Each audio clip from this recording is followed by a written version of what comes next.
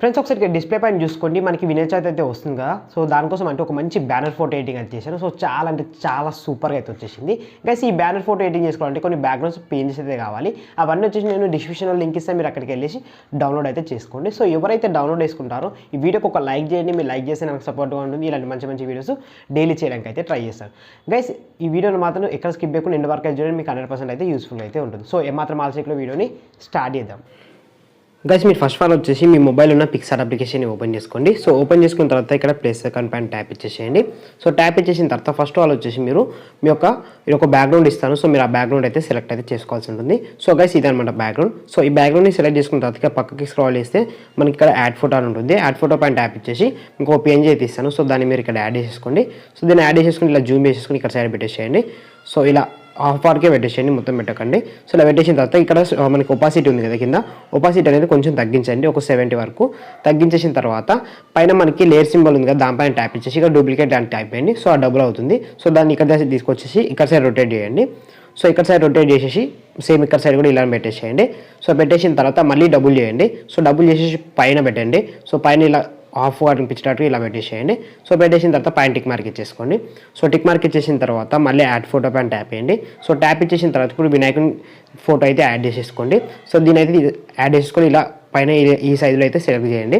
Select చేసిన తర్వాత పైన ఎరేజర్ సింబల్ పైన ట్యాప్ ఇచ్చేసి ఎరేజర్ పైన అడ్జస్ట్ చేసుకోండి. హాఫ్ చేసేసుకున్న తర్వాత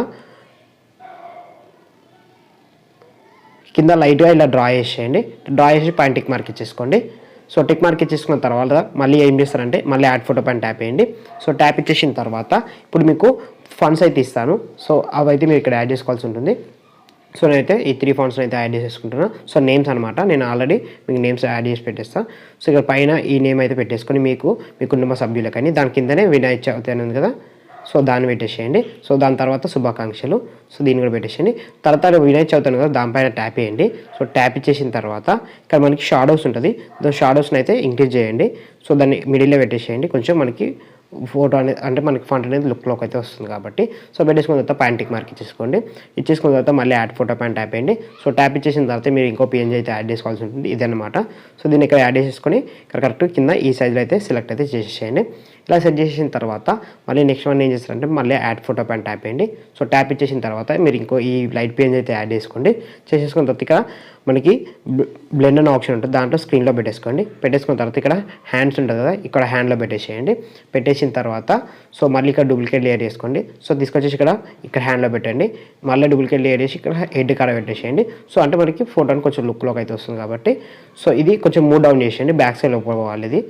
సో ఇలా చేసేసిన తర్వాత కొంచెం లైట్ ఇంక్రీజ్ చేసేయండి. చేసేసిన తర్వాత పైన టిక్ మార్క్ ఇచ్చేసుకోండి. సో టిక్ మార్క్ ఇచ్చేసుకున్న తర్వాత ఇక్కడ ఎఫెక్ట్స్లోకి వెళ్ళేసి సో ఎఫెక్ట్స్లో HDRలో సెలెక్ట్ చేసుకుని అన్ని మైనస్ చేయండి. చేసి సాచురేషన్ ఒకటి ఇంక్రీజ్ చేయండి. ఇంక్రీజ్ పైన టిక్ మార్క్ ఇచ్చేసి ఇప్పుడు ఇక్కడ యాడ్ ఫోటో పైన ట్యాప్ చేయండి. సో ట్యాప్ ఇచ్చేసిన తర్వాత ఇప్పుడు మీ యొక్క ఫోటో అనేది ఇక్కడ యాడ్ చేసుకోవాల్సి ఉంటుంది. సింపుల్గా మీరు ఎట్లా యాడ్ చేయాలో చూపిస్తా చూడండి. మీ యొక్క ఫోటో యాడ్ చేసిన తర్వాత ఇక్కడ క్రాప్లోకి వెళ్ళేసి సో ఇక్కడ 3:4 రేషియో సెలెక్ట్ చేసుకోండి. సెలెక్ట్ చేసుకున్న తర్వాత ఇక్కడ జూమ్ వేసేసుకొని మీ యొక్క ఫోటోని కరెక్ట్ సైజులో అయితే సెట్ అయితే అయిపోతుంది చూడండి. సో ఇలా కరెక్ట్ సైజులో ఒక్కొక్క ఫోటోని మీరు ఇలా అయితే సెలెక్ట్ చేసుకోండి. సెలెక్ట్ చేసేసుకున్న తర్వాత పక్కకి స్క్రోల్ చేస్తే మనకి ఇక్కడ బార్డర్ ఆప్షన్ ఉంటుంది. బార్డర్లోకి వెళ్ళేసి ఇన్లైన్ 1 పెట్టుకోండి. పెట్టుకున్న తర్వాత పైన టిక్ మార్క్ ఇచ్చేసి యారో మార్క్ మీద ట్యాప్ ఇచ్చేసి ఇక్కడ సేవ్ ఉంటుంది. మీ గ్యాలరీలోకి అయితే సేవ్ అయితే చేసుకోండి. సో గైస్ చూసారు కదా, చాలా సింపుల్. సో ఈ ఫోటో ఎడిటింగ్ నచ్చినట్లయితే లైక్ చేయండి. అలా మన ఛానల్ సబ్స్క్రైబ్ చేసుకోండి. Thank you for watching.